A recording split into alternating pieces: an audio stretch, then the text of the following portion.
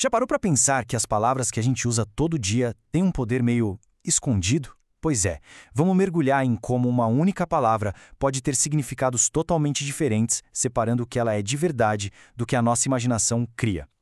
Para começar, que tal um desafio?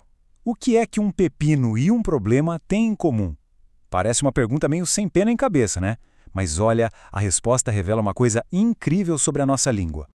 Dá uma olhada nessas duas frases. As duas usam a palavra pepino. Na primeira, tá claro, é o vegetal, aquele que a gente compra na feira. Agora, na segunda, a palavra vira outra coisa, vira sinônimo de complicação, de aborrecimento. Como pode, né? Então, essa diferença não é um erro de jeito nenhum. É uma parte fundamental da nossa língua. E essa dualidade de sentidos tem nome. E é exatamente isso que a gente vai desvendar agora. Bom, o primeiro conceito é a denotação. Pensar nela como o significado de dicionário da palavra. É isso aí. O sentido literal, real, objetivo. Sem mistério. Quando a gente fala do pepino na sacola de feira, estamos usando o sentido denotativo puro e simples. E aí vem a conotação. Aqui a coisa fica mais interessante. É o sentido figurado, aquele que, bom, depende totalmente do contexto onde a palavra está inserida. Quando alguém fala que o trabalho só tem pepino, não tem nada a ver com salada. A pessoa está usando a conotação para falar de um monte de problemas. E para nunca mais confundir os dois, tem um truque de memória que é, olha, genial de tão simples. Vamos ver qual é? Primeiro, vamos pensar na letra D. O D de denotação é o sentido do dicionário. Fácil, né? É a definição que está lá, preto no branco, sem tirar nem pôr. O significado literal. Agora a letra C. E o C de conotação, a gente pode lembrar de conto de fadas. É aqui que a linguagem solta a imaginação, sabe? O sentido figurado. É como se a palavra ganhasse asas e voasse para muito além do seu significado original. Ok? Com esse macete na cabeça, vamos botar a ideia em prática. Porque no fim das contas, quem manda no jogo do significado é sempre o contexto. Pega essa expressão sombra e água fresca.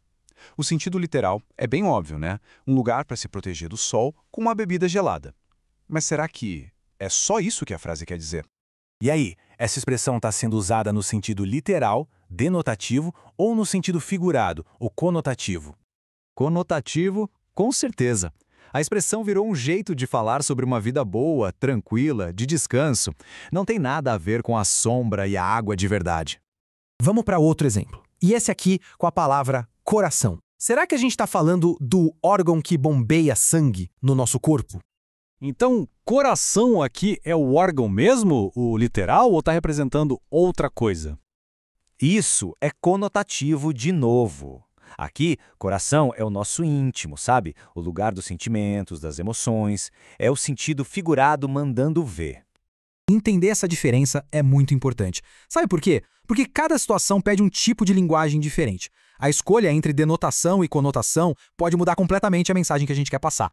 E essa tabela aqui ilustra isso perfeitamente.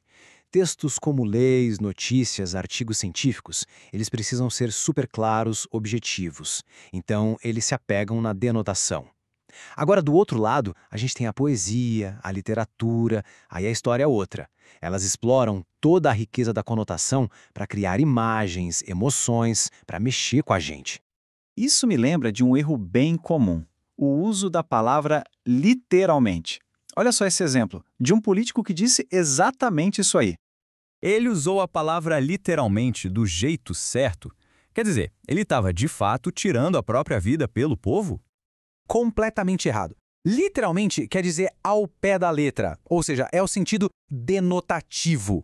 No caso do político, a palavra foi usada só para dar mais força, mais intensidade para a ideia de que ele estava se esforçando muito. Não tem nada de literal aí.